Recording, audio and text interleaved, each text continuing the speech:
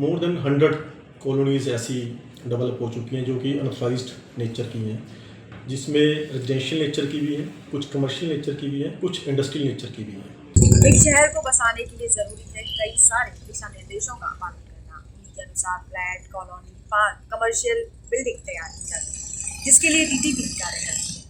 Faridabad DTP ने हाल ही में जानकारी साझा की कि क्या क्या आदेश जारी किए गए हैं प्रॉपर्टी को तैयार करने के लिए, फिर चाहे घर हो या कमर्शियल। नमस्कार, मैं हूं रंजना, आप देख रहे हैं सुपर टाइम्स। घर हर किसी के लिए जरूरी होता है, लेकिन कोई भी प्रॉपर्टी खरीदते समय ध्यान रखना जरूरी होता है कि कहीं कोई फ्रॉड तो नहीं कर रहा जो धोखा देकर प्रॉपर्टी को सेल कर रहा हो। क्या ये सरकार द्वारा ऑथराइज प्रॉपर्टी है? ऐसी ही कई सारी बातों का ध्यान में रखकर प्रॉपर्टी सेल या परचेज करनी चाहिए। हाल ही में ग्रीनफील्ड में की गई अवैध निर्माण को लेकर कार्यवाही भी की गई थी। इसी को लेकर आइए जानते हैं क्या क्या जानकारी दी डीटीपी। सर, आपने अभी पदभार संभाला है, उसके लिए आपको सबसे पहले बधाई हो कि आप फरीदाबाद आए। और हम ये जानना चाह रहे हैं कि अब डीटीपी की किस तरह की कार्रवाई शहर में रहेगी। आपने इतने दिन, 1 महीना हो गया शायद आपको, तो 1 महीने में आपने क्या देखा है इस शहर में और किस तरह के सुधार की ज़रूरत है? सुधीर जी, मैंने बेसिकली जो सबसे पहले आइडेंटिफाई किया कि पूरे फरीदाबाद में मोर देन 100 कॉलोनीज़ ऐसी डेवलप हो चुकी हैं जो कि अनऑथराइज्ड नेचर की हैं, जिसमें रेजिडेंशियल नेचर की भी हैं, कुछ कमर्शियल नेचर की भी हैं, कुछ इंडस्ट्रियल नेचर की भी हैं। तो अब हमने एक प्रॉपरली प्लान तैयार किया है जिसके ऊपर सभी कॉलोनीज़ को हमने डिमार्केट कर लिया उनके एरिया के साथ। कुछ कॉलोनीज़ ऐसी हैं जिसमें हमने नोटिस इशू कर रखे हैं, किसी में हमने रिस्टोरेशन ऑर्डर्स भी कर रखे हैं, FIRs भी करा रखी हैं, लेकिन अब भी कुछ कॉलोनीज़ ऐसी हैं जिसमें धीरे धीरे जो आ रही हैं जिसमें कार्रवाई करनी भी बाकी है। तो हमने रेगुलर फ्रॉम लास्ट 1 मंथ एक डिमोलिशन शेड्यूल प्लान किया है DC सर के एक हमें दिशा निर्देश के अनुसार, जिसमें हमने लास्ट इस 1 मंथ में अप्रोक्सीमेट 10 से 12 साइट्स को हमने डिमोलिश किया है। इवन कि कल भी हमने एक पाली में डिमोलिशन ड्राइव शेड्यूल की थी। तो एक और देखने में आता है कि कई लोगों के नॉर्म्स पूरे हो रहे हैं एज़ पर पॉलिसीज़, जो सरकार की पॉलिसीज़ हैं, बट वो फिर भी अनऑथराइज्ड की तरह जा रहे हैं। तो मेरा उनसे यही एक आग्रह है कि वो अनऑथराइज्ड को छोड़ के प्रॉपर हमारे से CRO अप्लाई करें, हमारे पास लाइसेंस अप्लाई करें। उनको हमारी तरफ से किसी भी प्रकार का कोई सहयोग चाहिए, कोई एक उनको नई आइडिया की पॉलिसीज़ क्या है, तो हम प्रॉपर्ली उनको प्रोवाइड करेंगे कि भाई आप अनऑथराइज्ड को छोड़िए।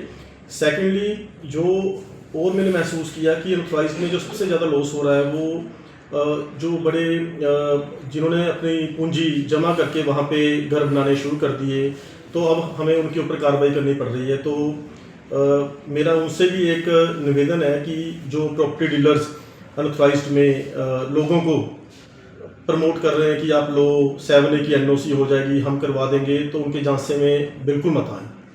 7A की NOC अनऑथराइज्ड कॉलोनी में बिल्कुल रोक है, नहीं होगी। जो 7A की NOC है वो हमारी एग्रीकल्चर यूज़ के लिए है, और उसका 7A में प्रावधान है कि 1 एकड़ से कम जिस किसी को भी रजिस्ट्री करवानी है तो उससे पहले वो 7A की NOC लेने हमारे पास आएगा।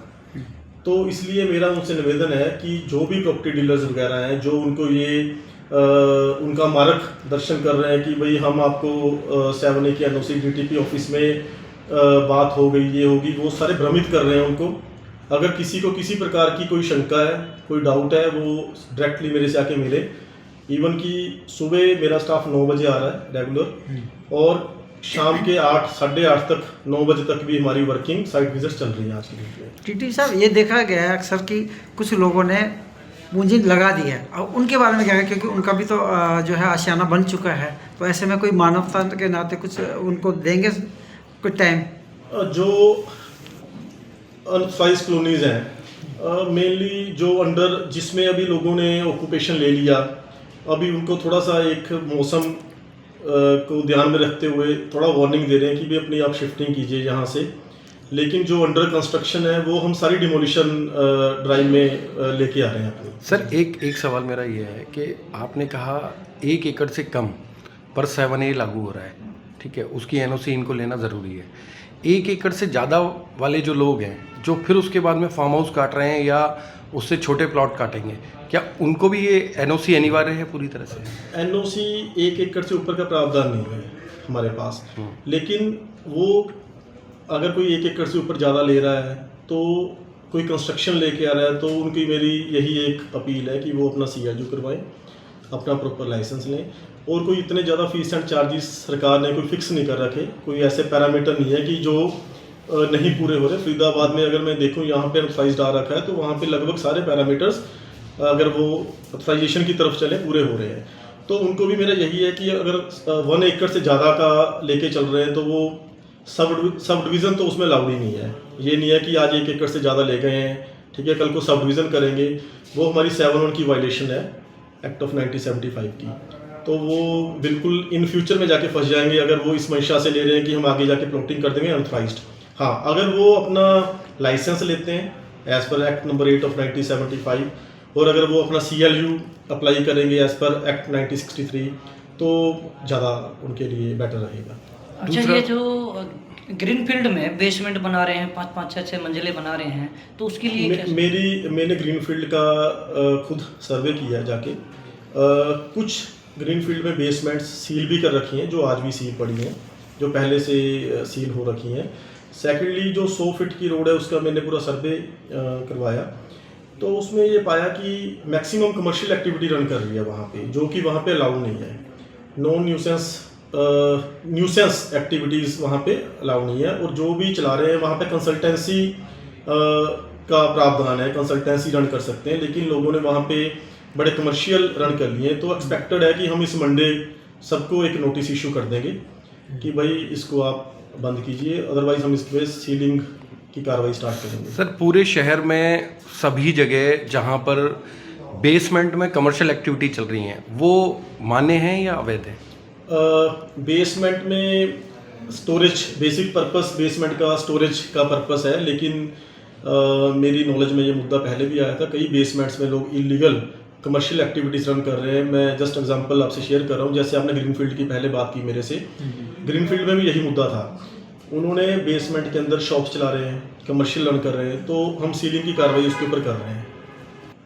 सर, सरूरपुर और नगला का जो एरिया है और पाली तक पूरा सोना तक, सोना रोड के नज़दीक वाला, वहाँ पर देखा गया है कि इलीगल कंस्ट्रक्शन के तौर पे कुछ कंपनियां भी बन गई हैं, कुछ फैक्ट्रियां भी बन गई हैं। वो किस तरह से देखते हो आप उनको? सुधीर जी, वो भी हमने इसके अंदर आइडेंटिफाई किया है कुछ एरिया जो हमने फील्ड सर्वे करके मैंने टीम के साथ आइडेंटिफाई की है, तो उनके ऊपर हम एक्शन ले रहे हैं। जिनके ऊपर FIR पेंडिंग है, FIR करवा रहे हैं। अप्रॉक्सीमेट हमने मोर देन 100 कॉलोनीज आइडेंटिफाई की हैं, 120-125 कॉलोनीज जो मोटा मोटा एस्टिमेट अभी निकला है हमारा, तो इतनी कॉलोनीज आई हैं जिसके अंदर FIR मैक्सिमम हमने करवा दी है। 89 में FIR हो चुकी है, बाकी में FIR भी पेंडिंग है, तो जो जल्द हम पहले FIR करवा के हम इसके ऊपर डिमोलिशन की कार्रवाई करेंगे। अब जैसा कि आपने देखा होगा पिछले